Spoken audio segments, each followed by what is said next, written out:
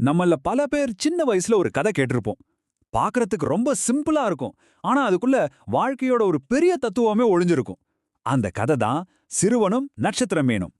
வாங்க அந்த கதைக்குள்ள போய் அது நமக்கு என்ன சொல்ல வருதுன்னு கொஞ்சம் ஆழமா பார்க்கலாம். ஆனா கதைக்குள்ள முழுசா போறதுக்கு முன்னாடி ஒரு முக்கியமான கேள்வி. ஒரு தனி மனுஷனால உண்மையிலே இந்த உலகத்துல ஒரு பெரிய மாற்றத்தை கொண்டு வர முடியுமா? என்ன நினைக்கிறீங்க? இந்த கேள்விக்கான பதில் தான் நாம இப்ப பார்க்க போற இந்த கதையில ஒளிஞ்சிருக்கு. இந்த கதையோட மொத்த சாராம்சமே இந்த 3 வார்த்தைகள்ல அடங்கிரும்னு சொல்லலாம். ஒரு பறந்து விரிஞ்ச கடற்கரை, ஒரு பயங்கரமான புயல், அப்புறம் அங்க எடுக்கப்பட்ட ஒரு சின்ன முடிவு. இப்போ நாம கதையோட முதல் கட்டத்துக்குள்ள போறோம். அதுக்கு பேரு நட்சத்திரங்களின் கரை. இங்க தான் நாம பார்க்க போற பிரச்சனையோட வீரியம், அதோட பிரம்மாண்டம் நமக்கு புரிய ஆரம்பிக்க போகுது. 1 2 இல்ல, 10 100 கூட இல்ல, ஆயிரக்கணக்கான நட்சத்திர மீன்கள். நீங்க கற்பனை பண்ணி பாருங்க, கண்ணு கெட்டின தூரம் வரைக்கும் கடற்கரை மணல்ல சிக்கி தவிச்சிட்டு இருக்கு. இத பார்க்கும்போது நமக்கு என்ன தோணும்? அடடா, இவ்ளோ பெரிய பிரச்சனைக்கு முன்னாடி நான் ஒருத்தன் என்ன பண்ணிட முடியும் தோணும் இல்லையா? கரெக்டா, இங்கிருந்து தான் நமக்கு அதை சூடு பிடிக்குது. சரி, இப்ப காட்சிக்குள்ள போலாம். ஒரு பெரிய புயல் அடிச்சு ஓஞ்சிருக்கு. அந்த அமைதியான கடற்கரையில ஒரு சின்ன பையன் நடந்து போயிட்டு இருக்கான். ஆனா அவன் கண்ணுல படுற காட்சி அமைதியா இல்ல. கண்ணு கெட்டின தூரம் வரைக்கும் ஆயிரக்கணக்கான நட்சத்திர மீன்கள் எல்லாம் மணல்ல சிக்கி உயிருக்காக போராடிட்டு இருக்கு. சூரியன் வேற மெதுவா மேல ஏறிட்டு இருக்கு. அப்படின்னா அந்த உயிர்களுக்கு நேரம் ரொம்ப கம்மியா இருக்குன்னு அர்த்தம். இதுதான் அந்த சீன். ஓகே, இப்போதான் கதையோட முக்கியமான கட்டத்துக்கு வரும். அதாவது ஒரு கிளாஷ் நடக்க போகுது. 2 விதமான பார்வை, 2 விதமான கண்ணோட்டம், ஒன்னோட ஒன்னு மோத போகுது. ஒன்னு நம்பிக்கையோட பார்வை, இன்னொன்னு யதார்த்தத்தோட பார்வை. அவ்ளோ பெரிய பிரச்சனை பார்க்கறதுக்கே மலைப்பா இருக்கு. ஆனா அந்த பையன் என்ன செஞ்சான் தெரியுமா? அவன் உலகத்தையே மாத்த முயற்சி பண்ணல. ரொம்ப ரொம்ப சிம்பிளான ஒரு வேலை. குனிஞ்சான், ஒரு நட்சத்திர மீனை கையில எடுத்தான், மெதுவா கடலுக்குள்ள வீசுனான். அவ்வளோதான். திரும்பவும் அதே செஞ்சான். குனிஞ்சான், எடுத்தான், வீசுனான். 1 1 அப்போ இதையெல்லாம் தூரத்துல இருந்து பார்த்துக்கிட்டு இருந்த ஒரு பெரியவர் அந்த பையன்கிட்ட வராரு. அவன் செய்யறத பார்த்து ஒரு மாதிரி பரிதாபமாவும் கொஞ்சம் கிண்டலாவும் சிரிச்சுக்கிட்டே கேக்குறாரு, தம்பி, என்ன பண்ற? இந்த கடற்கரை பல மைல் நீளத்துக்கு இருக்கு. இங்க ஆயிரக்கணக்கில் நட்சத்திர மீன் செத்து கிடக்கு.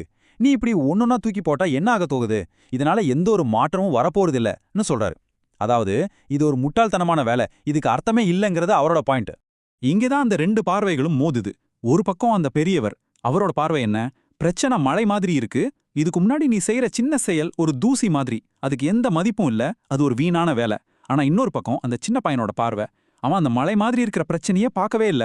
அவன் கவனம் பூரா அவன் கையில இருக்கிற அந்த ஒரு நட்சத்திர மீன் மேலதான் இருக்கு. அந்த ஒரு உயிருக்கு அவன் செய்யற அந்த சின்ன செயல் தான் எல்லாமே.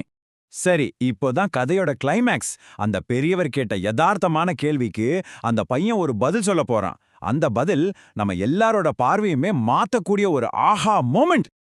அந்த பெரியவர் அப்படி சொன்னதும் அந்த பையன் ஒரு செகண்ட் நின்னான். அவன் கையில அப்போவும் ஒரு நட்சத்திர மீன் இருக்கு. சுத்தி ஒரு அமைதி, அந்த அலை சத்தம் மட்டும்தான் கேக்குது. அப்புறம் அவன் கையில இருந்த அந்த நட்சத்திர மீனை மெதுவா கடலுக்குள்ள வீசிட்டு ரொம்ப அமைதியா அந்த பெரியவரை பார்த்து சொன்னான், ஆனா இதுக்கு ஒரு மாற்றத்தை ஏற்படுத்தியிருக்கேன். பாத்தீங்களா?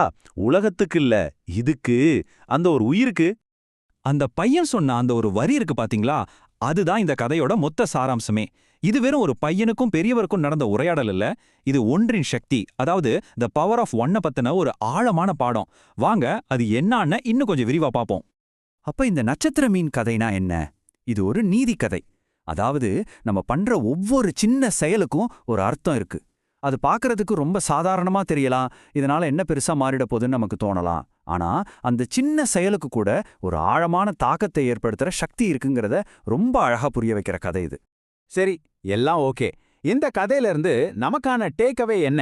நம்மளோட அன்றாட வாழ்க்கையில நாம இத எப்படி பொருத்தி பார்க்கறது? முதலாவது, நாம செய்யற எந்த ஒரு நல்ல விஷயமோ எந்த ஒரு கருணை செயலும் சின்னதுன்னு நினைக்கவே கூடாது. 2வது, உலகத்துல 1000 பிரச்சனைகள் இருக்கு, அது எல்லாத்தையும் நம்மால சரி பண்ண முடியாது.